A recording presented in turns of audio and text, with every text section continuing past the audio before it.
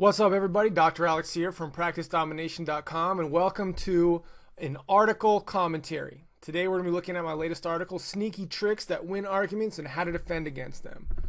So if you've ever been in an argument and lost your footing or had a tough time, not because of the facts or logic or reason, but because someone did some funny, underhanded maneuvers or behaviors to somehow marginalize you or make you feel small and not actually address the argument, you may be the victim of these master suppression techniques. So these master suppression techniques were first defined by Ingjald Nissen. I hope that's the way you pronounce his name. He's a Norwegian psychologist, and he defined them as a means of social manipulation. They're used to maintain the dominant position in an argument, in the hierarchy of social status and social position, social stances. Today, these techniques are used all over the place by bullies, pseudo-intellectuals, and sneaky manipulators who are trying to suppress and diminish the strength of your person or your arguments. And often they'll use them to marginalize you and to make it seem like your opinions hold no weight because of something that has to do with you. One example of this is check your privilege. People say, you hear it all the time, check your privilege. Well, number one, it doesn't mean anything. Number two, it taps into every single technique that I'm about to talk about. Also, hot buzzwords like mansplaining and patriarchy are used to suppress and denigrate people based on things that have to do not with the argument, but from the person that's delivering the argument, which is not part of a rational discussion or a rational debate. And these people know that. Actually, I don't know if they know that. I hope they know it, because otherwise they're even stupider than I thought. But just look for yourself how these are used today in the media amongst different groups of people, and you're going to see how they're used. You're going to see how they're used, and you're going to know how to defend against them if it ever happens to you. So let's get started.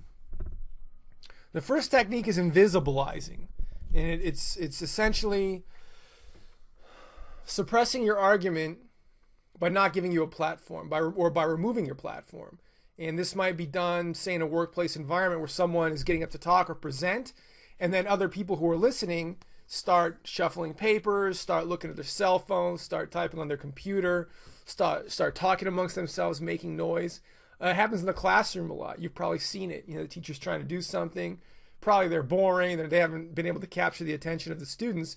And then the students go on and start playing amongst themselves and start doing things and marginalizing what the teacher is doing up there. Let's see if I missed anything. It's meant to make the target feel insignificant or uncertain or small. Now, the first thing you have to do is assert yourself. Like say, hey, excuse me, hold on. It's my turn to talk, and it's important that you listen to me now. You can say something like that, and that's going to snap people right out of it. The thing that you have to remember is you want to do it immediately. You want to nip it in the bud. If you start letting it go on, you're not going to be as effective in recapturing attention. You want to get it before it becomes a problem. You want to go after it immediately. And I'll say it again, the most important aspect of this tactic is to speak up immediately when you're being marginalized, when you notice it happening. Technique 2, ridicule. So this technique is used by poking fun at your target to diminish or belittle their strength or the validity of their argument. It's effective in juvenile, but it works, and it can make people feel bad, and then the argument goes from something that's rational and logical to an emotional argument where one person gets the upper hand because they start making fun of the person delivering the argument, start making fun of you and your person, or something that you're doing, some characteristic of yours. Two examples from Wikipedia. I try to come up with some examples myself. The ones from Wikipedia are outstanding. Another speaker laughs at your accent and compares you to a character in a humorous TV show. So that's going to diminish the quality of what you're saying, of your facts and of your speech.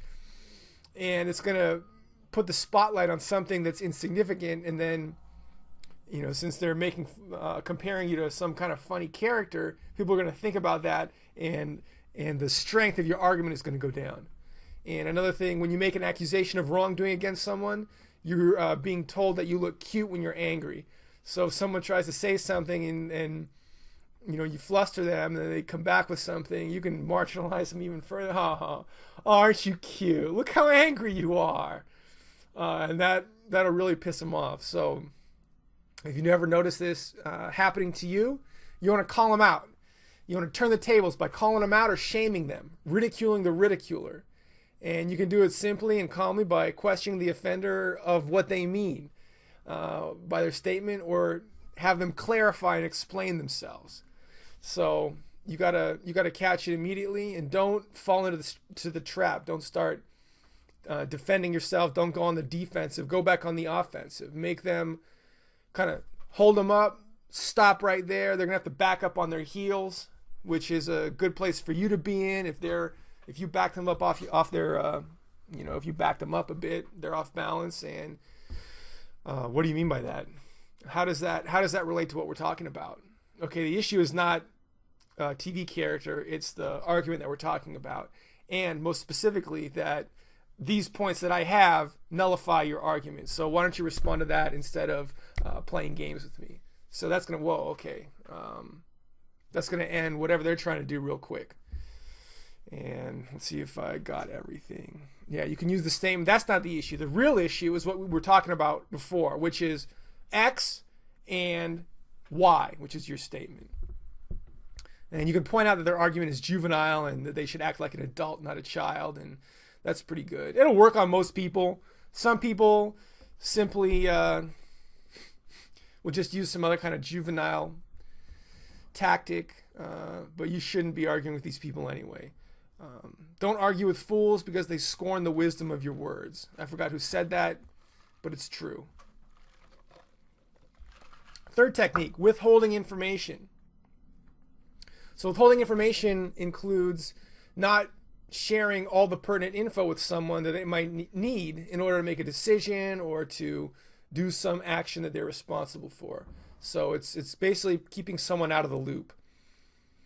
This may have happened to you if you've been working in a group project where there needs to be a consensus opinion, but for some reason they don't send you the materials, or they decide at a separate location without you.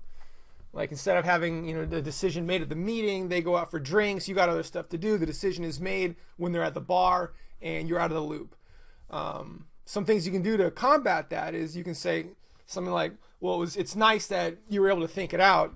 Now you need to share the information with me so we can make a decision together, because that's how it's supposed to be made. That's how the decision is supposed to be made.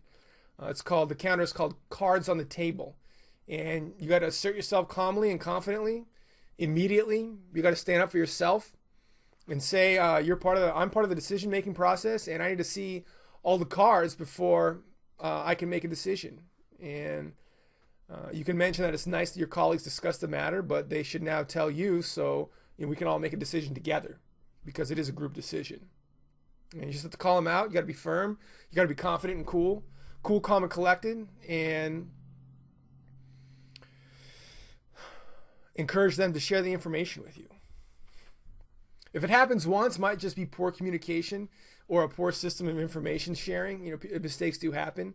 However, if it becomes a repeat offense, you might want to go to a supervisor or director and have them crack the whip a little bit so it doesn't happen again, especially if it's in a professional environment. All right, next one, the double bind. The double bind is excellent. The double bind puts the target in a lose-lose situation. The scenario is such that no matter how the target answers, there's really no good answer. There's no good response. They're not going to win either way. And here's an example. Say you work late nights as a business owner, which you probably do. You probably work a lot. People might call you a workaholic, but then if you start taking time off and leisure time and going on vacation, they're going to accuse you of not being ambitious, or of being a goof off, or they'll denigrate you for taking vacation time when they're sitting there working. So it's tough being a business owner, because we do have to work long hours, and at the same time we do have flexibility, so that can engender envy or jealousy from other people. So That's one example. And another example is you can put others in a verbal double bind by creating a situation where no matter how they respond, they lose. So check out this video for a real live outstanding example. I'll summarize it real quick. Jeb Bush is talking to, or Donald Trump is talking to Jeb Bush. Jeb Bush kind of interrupts him, and Donald Trump calls him out. He says, "Are you interrupting me? It's not your turn to talk. Is it your turn to talk? No, it's not your turn to talk. Are you going to apologize? No." And then whatever Jeb Bush says, if he apologizes, he loses, because then he's basically admitting to interrupting Trump. If he does admit to interrupting him, then he also loses. I mean, there's no good way for him to respond. There's absolutely none. And so he ends up just being quiet and doesn't respond at all. He just kind of hangs his head. Low energy Bush, low energy Jeb. And Trump, of course, looks like the better person. So that's that. And the counter is break the pattern. You need to slow down the attack, bring the ball back into your court, and then define your own priorities. So again, you got to calmly, confidently, and immediately assert yourself with a strong statement like, "Excuse me, hold on." Of course, you got to also, it's tough because if someone puts you in a double bind for doing something that you really shouldn't be doing, the counter may not work. So it's important to use the counter, be conscious of your position if you ever do get into a double bind. If you get into a double bind because of something that you did or said, and then they double bind you, you might want to use one of these tactics again to get the upper hand. And then you can encourage the conversation to get back to a logical, rational conversation. So to bring the ball back in your court, you go something like, "Excuse me, hold on."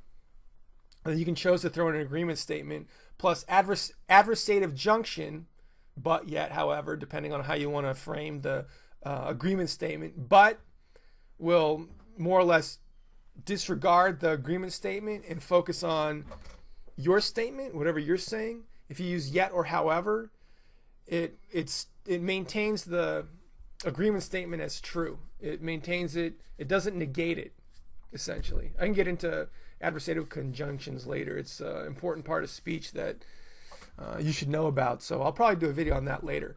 However, for now, just know you can agree with someone, agree with what they said, but then define your priorities. So I'll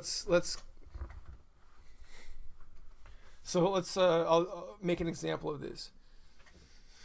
So if someone accuses you of being a workaholic, you can say something like, "I agree I work a lot, but it's my business. I have to do it for my livelihood so I can live the lifestyle I'm accustomed to, so I can take care of my family. And these are all important things, and I'm sure you understand."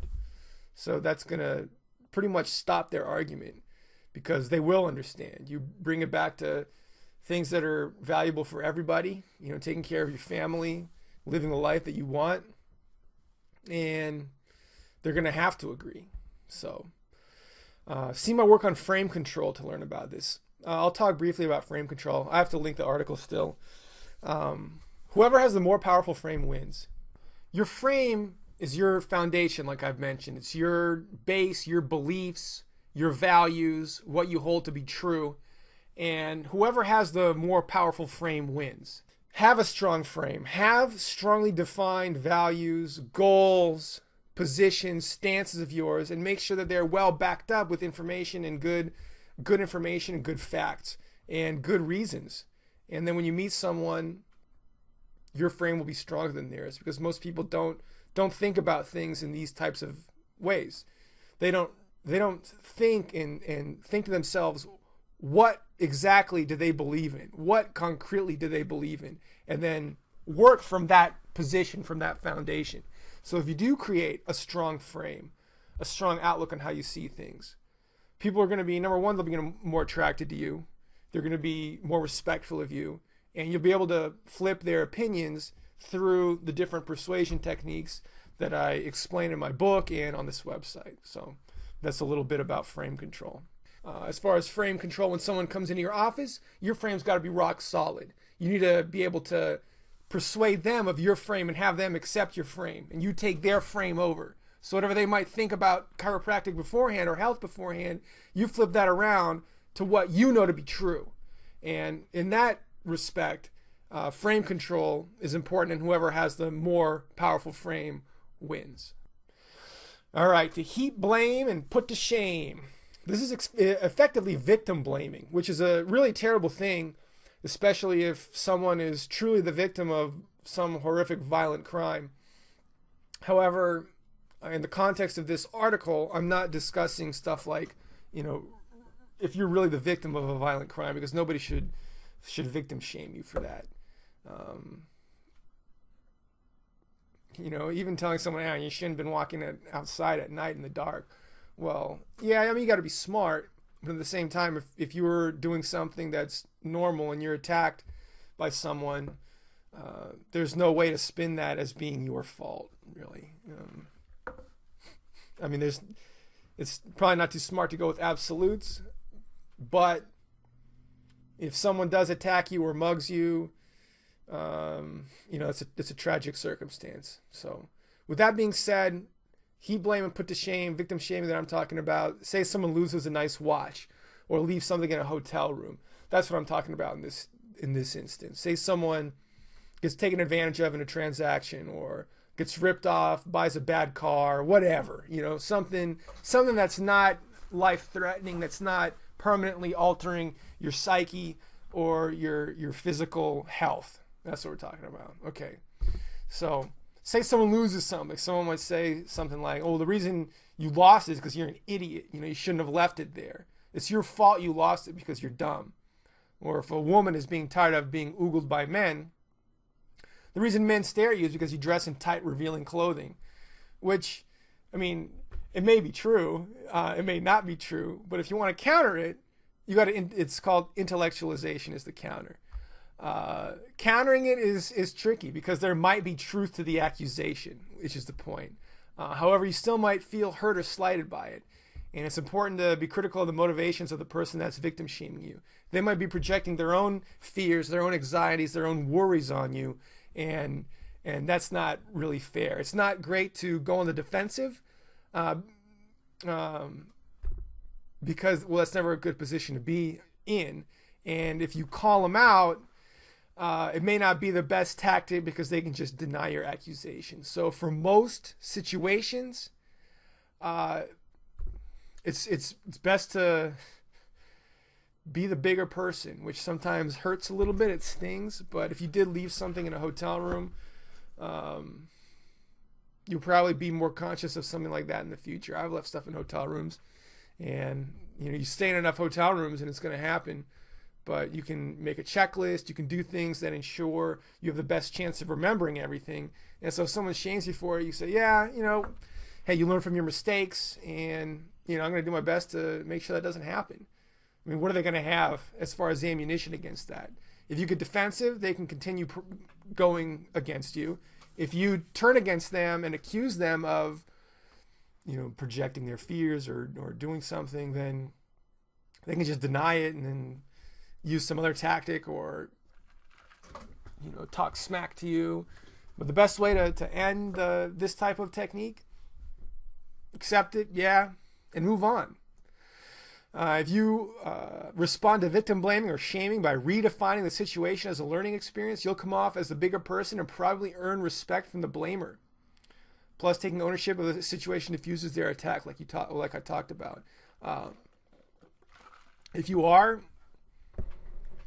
in close enough proximity with someone who does this type of thing, it's probably best to distance yourself from them, because only a real asshole would victim shame you. Unless they're just kind of being a friend and poking jabs at you and doing it in a way to hold you accountable, which happens sometimes. Say, if you're wearing something silly and your friend gives you some crap about it, and they're probably just looking out for you. They think that maybe you look like a fool or something. Or if you did something silly, they might poke at you a little bit to drive the point home. So you have to be smart about that. But if someone's really doing it in a malicious way, probably best to stop being friends with them or to put more distance between you. It's a tough situation, and I'm not sure there's a great counter. Accusing the perpetrator of victim blaming reinforces yourself as the victim, and being a victim isn't a great position to be in. So I think the reframe, honestly, best course of action. Objectification. So this is looking at their appearance, at someone's appearance, and then negating their argument because of how they look. So someone could say something about something of yours that you're wearing, something in the context of check your privilege. They're objectifying you as having privilege, which really doesn't mean anything, and it's not a valid argument. How can I take you seriously when you look like that? You know, look at you. Nice argument, fatso. You know, something like that. The counter is to call out and loop back, call it the illogical argument and restate the issue, which is the real topic of debate. The issue isn't the color of my hair. It's the main argument we're talking about and the position that I was holding. So why don't you respond to that? And it's also, I mean, it's hard to be conscious of your appearance so you don't get called out for things like that, or so they can't use objectification against you.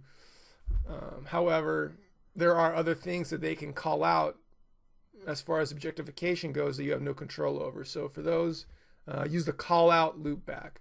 The issue isn't X, it's Y, and then Z, your position. Lastly, threat of force. So if someone threatens you with force during an argument, basically you've won. And you can tell them you've won. You can say, oh, well, it looks like you got nothing to say, huh? You're threatening me with violence? Big guy you are. Threatening force shows you have no logical answer or response. Rather ironically or humorously, this tactic is used these days by various organizations, leftist organizations, to promote their views. However, I don't know if they realize it, but it just makes them look really, really bad. The funniest part is they also employ victim shaming at the same time to accuse the victims of their violence. They accuse the victims of causing it, which is completely backwards and simply isn't true. The counter is to call the lack of rational response to the debate and claim victory, because at this point you basically did win. Also, if someone is threatening you with violence, it's best to know how to fight. So take some classes, go to the boxing gym, go take some jiu-jitsu, and learn how to fight a bit. Another thing you can do, if it's really bad, you might want to go appeal to a supervisor, a director, or even the police if it gets too out of control. So it's important to study and remember this list of suppression techniques so you can avoid having your arguments suppressed. So you can know when these things are being used against you and counter them effectively. Because really when people use them against you, it's not fair. It's not part of a rational debate, a rational argument. And if you're able to call people out on them, you're going to have a better chance. You're going to maintain that dominant position in the argument, and it's going to be better for you and for your ends and people that you care about. So be sure to understand them. Look out for them in the media. Look out for them in public when you're talking to people, when you see debates happening, when you're out and about or on television. And don't abuse them, because these are powerful. You can use them on other people, but don't use them for bad. Use them for good. With knowledge comes power. Use it wisely. That's about it. If you like this article, you're going to like my book, so definitely check it out at practicedomination.com/book. I talk a lot about interesting things in this vein, so definitely check it out and buy it. I know you're going to like it. You're backed up with a 60-day money-back guarantee, so you got nothing to lose. Get it today and start dominating in practice. That's about all. Be sure to like and subscribe so you see all the new videos coming out as they come out. And that's about it. I'll talk to you in the next video. Bye. You can walk about 100 steps a minute. These women walk for between 5,000 and 7,000 steps per session, which is just barely over the step-defined sedentary lifestyle index. So these women, they're considered, they're pretty powerful, cool tricks. It's basically techniques of conversation However, it's not just straight up asking people about what's going on in their lives or